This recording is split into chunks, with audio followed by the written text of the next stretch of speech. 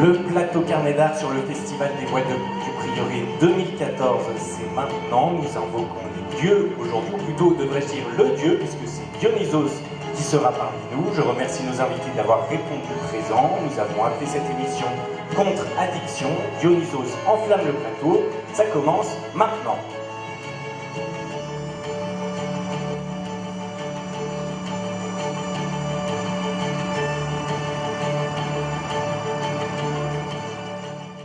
Marie-Geneviève Dague, bonsoir.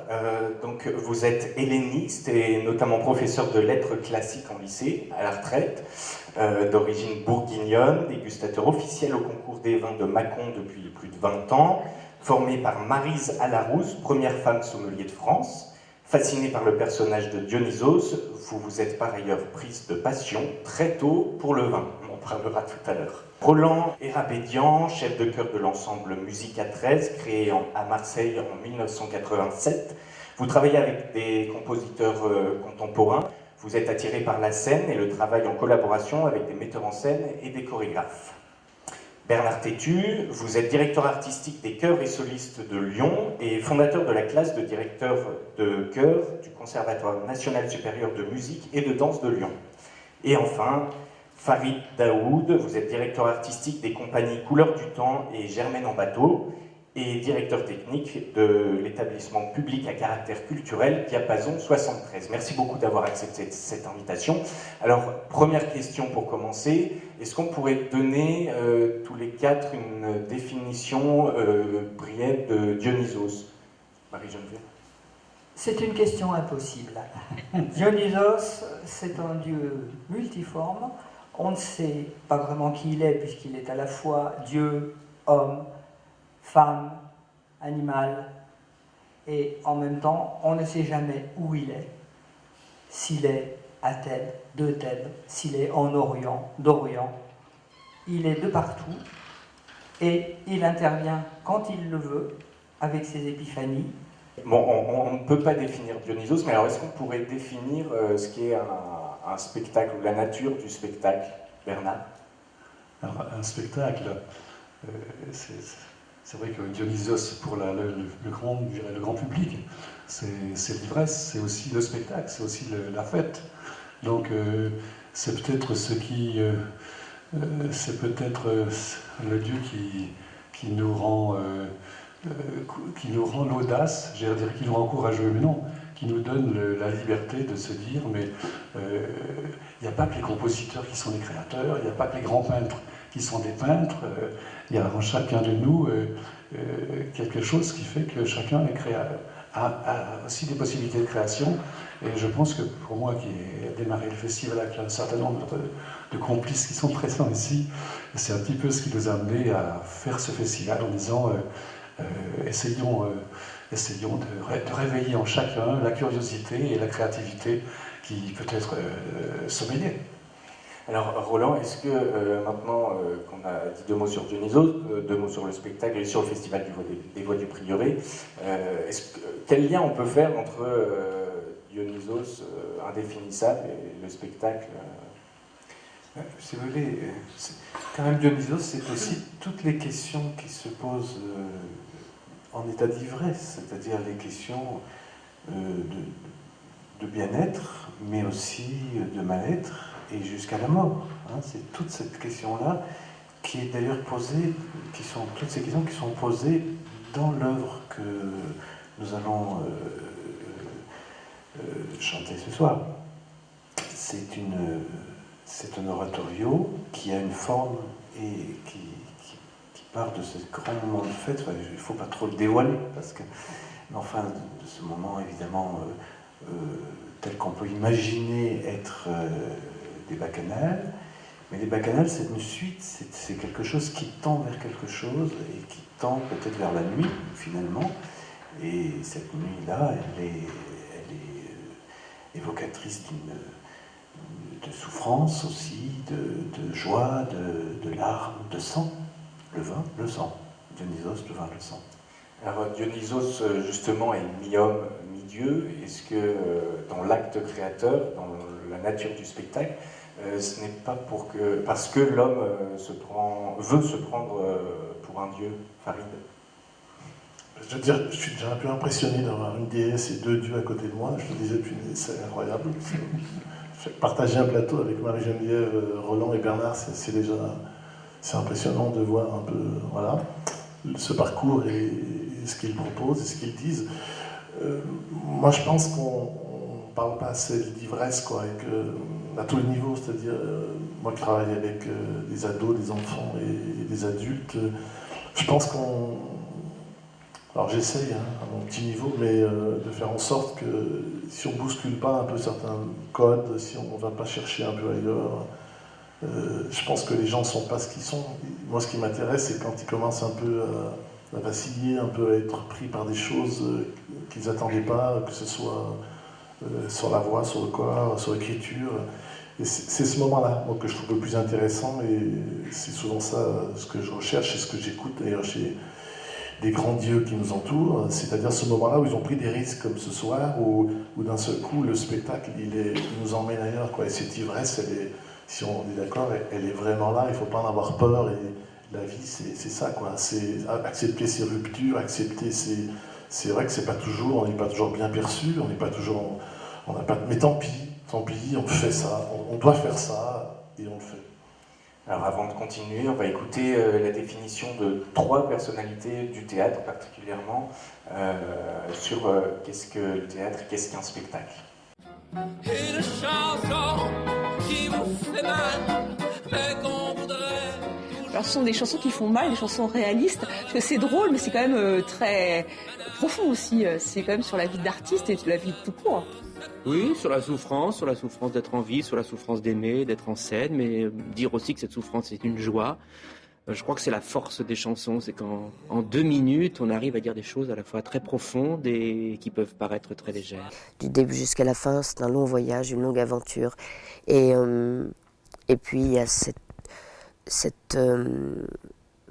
enfin voilà, il y a toutes ces âmes qui sont là devant vous, tous ces cœurs qui battent, tous ces gens qui sont en attente de quelque chose, et ce sont des ondes qui passent et on est là, vivant, ils sont là, vivants. Et est-ce que justement de chanter, ça permet de se mettre plus à nu que de lire un texte, que ça sont vos textes? Est-ce que c'est pour ça que vous avez choisi? On a toujours l'impression qu'effectivement la chanson c'est encore plus fort, encore plus vrai. Moi je connais rien de pire, je crois. Mais bon, vous retournez, c'est une bonne souffrance. Moi j'y retourne parce que ça me fait peur, je pense, et parce qu'effectivement, je crois que le don de soi, quand on est sur scène avec simplement un micro et des musiciens, doit être total. D'Artaud, le théâtre de la cruauté, c'est chercher un geste de liberté dans la construction de la vie. Une fois, je dis de quelque part. Et c'est un peu ça. Dans la construction, il y a 2 possibilités. Ou tu restes là, et tu souffres, tu tiens, tu te protèges, tu te masques derrière, ou tu cherches d'utiliser les choses pour trouver des autres façons d'exploser. On a écouté Olivier Py qui parle de son spectacle Miss Knife, Emmanuel Béard dans une interview pendant la création de Par les villages de Peter Handke, mis en scène par Stanislas Nordet, et Pippo Del Bono qui nous parle d'Antonin Artaud pendant la création de son dernier spectacle Dopo la Battaglia. Donc est-ce que l'acte créateur, c'est se sentir vivant comme on a pu l'entendre? Est-ce que c'est pas aussi rechercher une immortalité et je crois qu'on peut préciser que Dionysos est né 2 fois, c'est ça?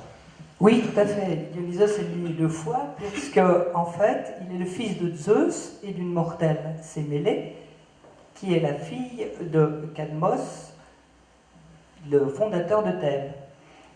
Et en fait, Sémélé, enceinte de 6 mois à peu près, s'est dit « J'aimerais quand même bien savoir quel est le géniteur.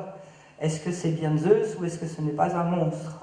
Puisqu'en fait, Zeus, jamais, quand il allait voir une mortelle, ne se montrait. Elle a beaucoup insisté, donc Zeus s'est montré.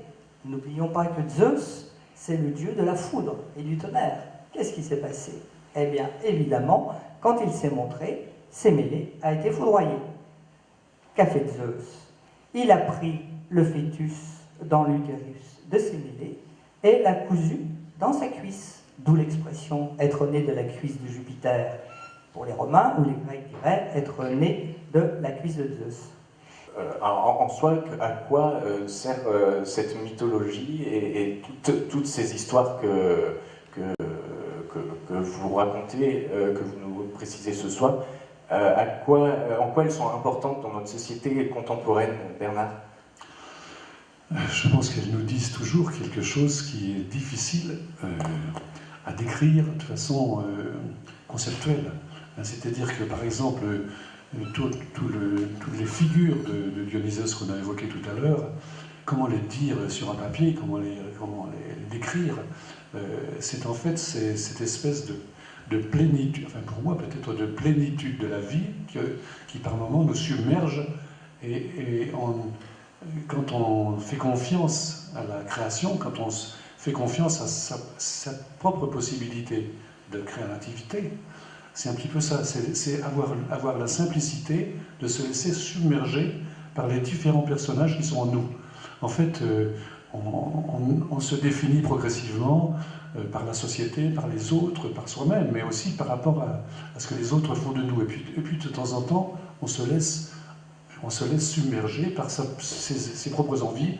Et pour moi, l'acte créateur, c'est ça, c'est laisser apparaître à l'intérieur, ou je dis acte créateur, mais pour moi, je ne suis pas compositeur, mais je suis interprète, et comme interprète, c'est me laisser envahir par plus que moi.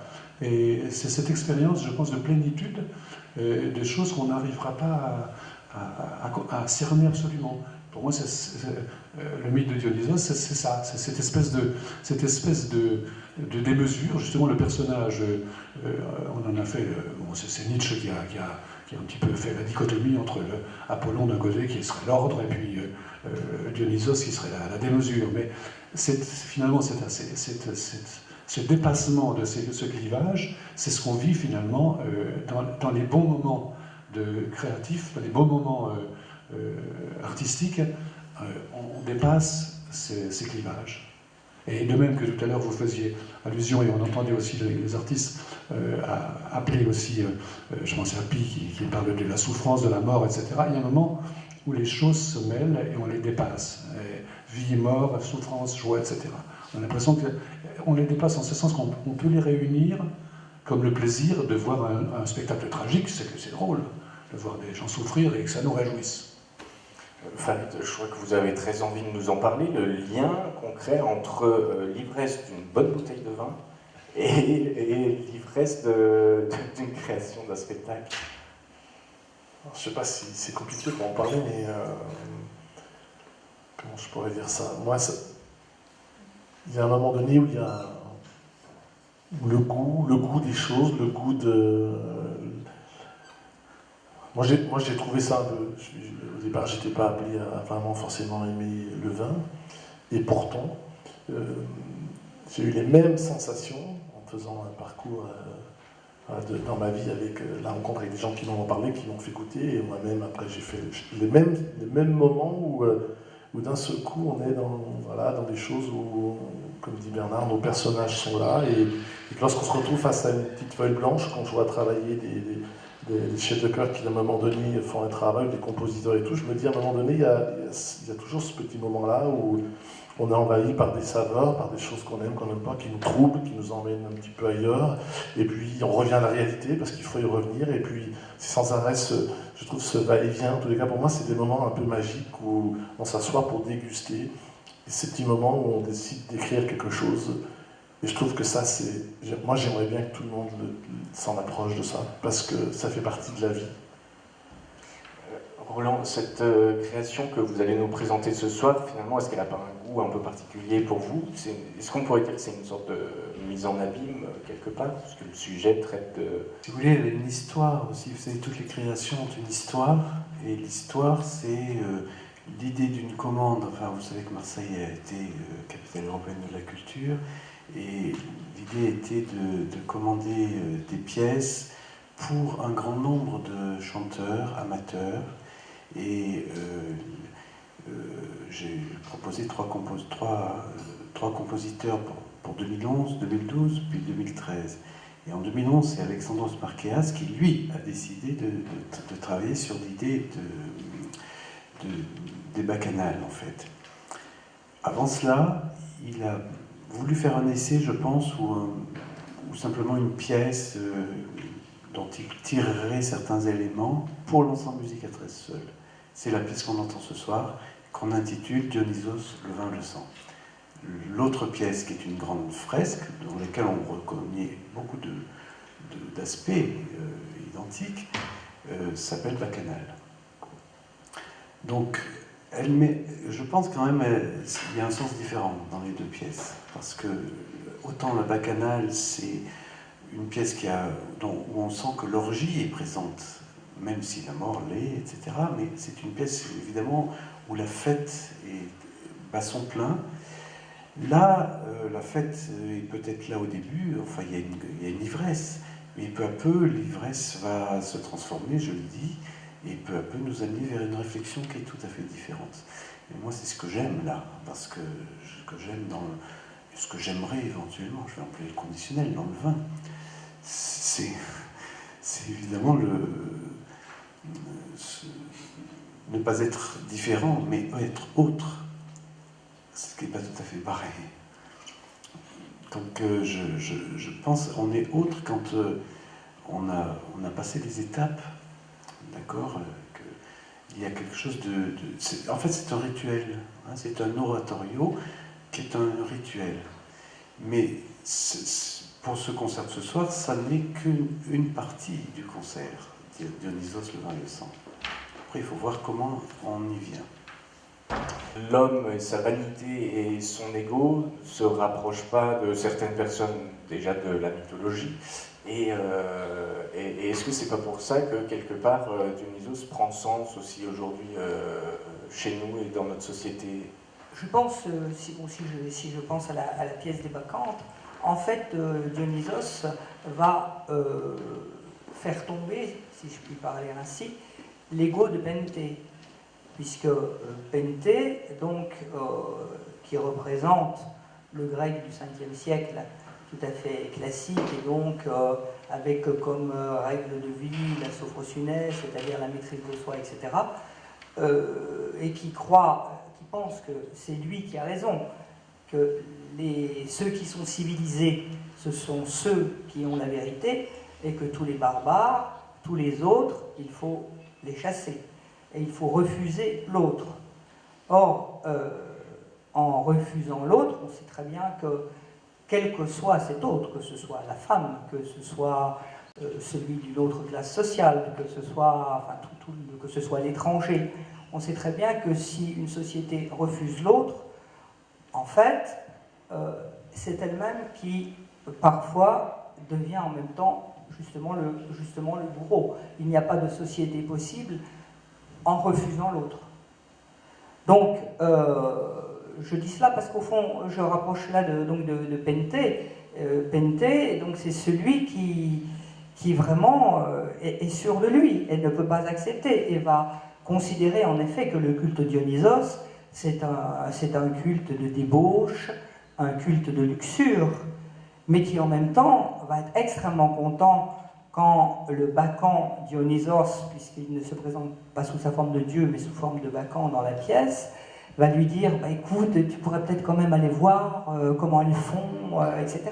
Et qui, là, joue sur sa sensualité, ou sa sensualité est refoulée, et en fait, va l'amener à la faute, hein, puisqu'il ne devrait pas aller voir ce culte, et à partir de là, déchaîner les bacchantes contre lui.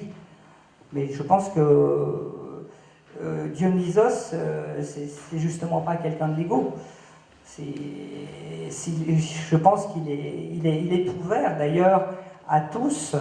Il est consolateur en tant que dieu du vin pour tout homme, pour tous. Et en fait, ce que j'aurais surtout aussi envie de dire, c'est qu'au fond, c'est le dieu de l'enthousiasme, puisque, en fait, n'oublions pas que ce mot enthousiasme signifie avoir un dieu en soi. Et au fond, je crois que c'est en cela que Dionysos devrait être en chacun de nous et nous permettre, en régulant, de garder cette énergie créatrice, et je reviendrai sur ce qui a été dit tout à l'heure sur la création, sur cette énergie créatrice qui est en chacun de nous et que des artistes peuvent nous aider à entendre, déjà en tant qu'amateur ou en tant que spectateur, et ensuite en tant même que participant et que créateur. Donc l'enthousiasme, c'est une sacralisation de l'être humain, Bernard? Oui, je pense que c'est un moment de dépassement, c'est un moment où on accepte de ne pas se mettre des limites, ou de ne pas recevoir des autres les limites. Je pense que l'enthousiasme, c'est ça, c'est cette possibilité de dire j'ai ma personnalité, mais je peux partager beaucoup de choses avec d'autres, et j'accepte aussi que les autres interviennent sur ma propre personnalité. Donc effectivement, je pense que c'est peut-être un des caractères de la créativité. Alors, on va regarder l'extrait d'un spectacle d'un certain Rodrigo Garcia, qu'on en parle juste après.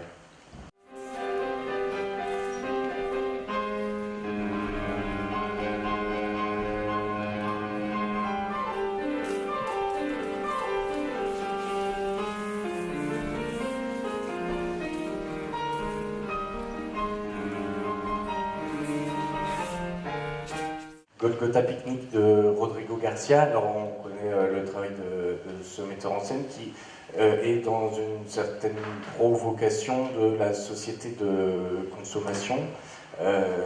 Quel rapport est-ce qu'on peut faire entre Dionysos, le spectacle, et cette société de consommation dans laquelle on vit? Voilà. Je crois que là vous ne pouvez pas mieux tomber parce que Alexandros Markas est un grec. Et l'une des pièces que j'ai commandées juste un peu de temps après, enfin l'an dernier en fait, Alexandros est une berceuse et on va la chanter ce soir, et cette berceuse s'appelle Wall Street Lullaby. Et Alexandros, en fait, j'ai commandé des berceuses à plusieurs compositeurs, et notamment des berceuses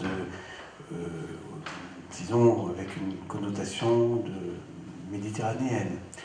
Je me disais, Markéas le grec va bien nous trouver quelque chose. Mais ce que j'espérais est arrivé, c'est-à-dire que c'est un provocateur. Et me dit-il, en sortant de chez moi, j'ai vu, il y a une banque en face, et c'était marqué « Dormez tranquille, votre argent travaille ». Donc j'ai écrit « Wall Street Lullaby ». Et c'est ça qui est formidable. Et c'est cette idée-là, c'est-à-dire que on transforme tout, hein, exactement comme le vin peut transformer une partie de nos idées. Et ce qui est extraordinaire, c'est que ce compositeur qui aime bien le vin n'a pas besoin du vin pour justement être un provocateur. C'est ça qui est formidable. Je l'ai quand même vu remettre un chèque l'an dernier lors d'un concours de composition et dire c'est bien la première fois qu'un grec vous remet un chèque. Alors, Farid, est-ce que ces artistes qui sont dans l'excès ont leur place aujourd'hui, mais surtout pour construire l'art de demain? C'est incontournable. En tout cas pour moi, c'est sans ces artistes-là, sans ces provocateurs un peu, hein, mais il y a plusieurs catégories de provocateurs. Mais quand même, sur un plan artistique, je pense que si on n'avait pas ces artistes, on n'arriverait pas à franchir un certain nombre. Parce que quand on regarde avec un tout petit peu de recul, hein, sur les 10 ans par tranche comme ça de vie, on s'aperçoit que ce qui nous paraissait provocation sur un plateau est devenu d'un seul coup, a été sublimé, a été porté, et on est tous prêts d'ailleurs à... moi je me sens jamais mal, je vois beaucoup de spectacles, mais j'essaie toujours plutôt de me laisser porter. Mais je vois bien qu'à côté de moi, il y a beaucoup de gens, et je le respecte, se sentent mal, et sortent d'ailleurs, ne laissent pas d'ailleurs finir la tirade ou le déshabillage ou le mouvement, alors qu'on n'a pas eu le temps encore de rentrer dans l'univers et de voir. Alors c'est vrai qu'on se sent...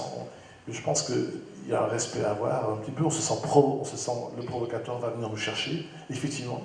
Et soit on a ouvert les portes et chacun nos personnages et on y rentre, on accepte ou pas, et on aime ou on n'aime pas, mais par contre on se dit, il a été jusque-là, quoi. C'est-à-dire que il nous a porté jusque-là. Qu'est-ce qu'on a vu, qu'est-ce qu'on a entendu, et qu'est-ce qu'on a écrit, Et c'est ça, je trouve ça assez étonnant, c'est le spectacle vivant, en tous les cas, c'est quand même ça. Sinon, on resterait dans une chose un peu qui nous ennuierait très vite, et je pense qu'on perdrait vite ce qui est l'essentiel même du spectacle vivant et de la création, quoi, si on n'acceptait pas ces provocateurs. Et pour finir rapidement, chacun, le lien que vous avez entre votre amour pour l'ivresse et pour les bons vins et votre amour pour le spectacle. Je crois que dans les deux domaines, d'ailleurs, tous nos sens sont touchés. On est en plein dans les synesthésies de Baudelaire, et c'est vrai qu'un poème de Baudelaire, dans les petits poèmes en prose, enivrez-vous de vin, de poésie ou de vertu à votre guise, mais il faut être ivre, et je pense que l'important, en effet, c'est d'être ivre, c'est-à-dire de laisser vivre en soi l'énergie créatrice, tout en la régulant, en la gérant, bien sûr. Bernard ? Je pensais tout à l'heure à ce que Nicolas Millet, qui devait être avec nous aujourd'hui, dit du vin, disons, le grand étonnement de la vigne, c'est comment est-ce que la pierre peut donner du vin. Parce que quand on voit les cailloux, les montagnes de cailloux qui se transforment, qui arrivent à donner le vin, il y a une sorte de miracle, la transformation naturelle. Et puis ensuite, comment est-ce que quelque chose qui est pressé se transforme au fur et à mesure de prendre des caractères différents. L'amertume, il y a l'acidité, la pétillance, etc. Donc,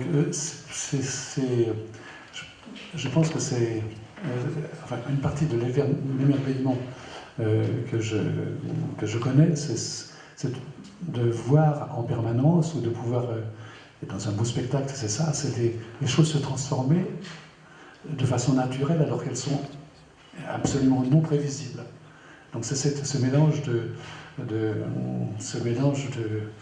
surprise, et en même temps, voilà, c'est normal que le monde se transforme, c'est normal que nos partenaires se transforment, et c'est normal que nous-mêmes changions. Et voilà, c'est peut-être pour moi ça, je dirais, la couleur du vin. Roland. Moi, je dirais que dans l'ivresse, il y a une forme d'acceptation, et que c'est peut-être l'état dans lequel on doit être, effectivement, pour accueillir je dirais pas un spectacle, il ne s'agit pas d'un spectacle, il s'agit d'une œuvre, là, d'une œuvre de musique d'aujourd'hui, contemporaine. Et ça, on sait très bien qu'il y a parfois beaucoup de réticence à aller vers ces œuvres-là, et peut-être que cet état, même s'il est un simulacre, hein, bien entendu, cet état devrait permettre d'être ouvert, toutes les oreilles ouvertes, et le jugement n'a plus... On ne peut pas être face à la création en cliquant « j'aime, je n'aime pas ». Ça, c'est une chose impossible. C'est une chose, malheureusement, qui devient extrêmement permanente dans nos sociétés. Et ce n'est pas ça l'ouverture. C'est pas « j'aime, je n'aime pas ». C'est... Moi, je pense qu'il faut dire « je ne sais pas », avec beaucoup d'humilité, et écouter avec beaucoup d'humilité. Et c'est ainsi qu'on aimera le vin, comme on pourrait aimer d'entendre Alexandros Marqueas. Paris. Je ne sais pas, par les temps qui courent d'actualité, moi j'ai envie de dire que ce que disait un peu Marie-Geneviève mieux que moi, il y a un moment où on a besoin de se ressaisir, quoi, ou pour accepter un peu pas être trop sérieux, quoi. Moi j'ai toujours peur des gens trop sérieux, c'est-à-dire qui donnent une impression d'être vraiment, mais qui ne laissent pas passer un peu les quelques fragilités. Et pour moi, dans le fait de partager, d'arriver à une limite de ce goût, de l'ivresse et de l'émotion. Je pense que c'est l'étrange et l'étranger. Et je me dis que c'est refuser ça en ce moment, ça serait refuser un peu ce côté un peu... Voilà, que les gens d'à côté, les voisins, que d'autres personnes en face de chez nous, ou des gens différents de nous, soient un peu... Voilà. Et je me dis que ça en fait partie aussi pour moi. C'est vraiment accepter ça, quoi, et partager ensemble.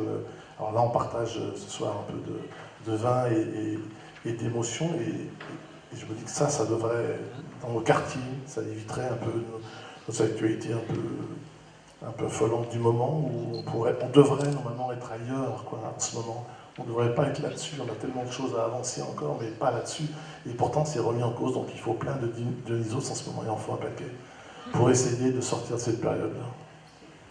Merci beaucoup pour ces beaux mots, merci d'avoir passé ce moment avec nous au Festival Les Voix du Prieuré 2014 pour une soirée dionysiaque. Salut!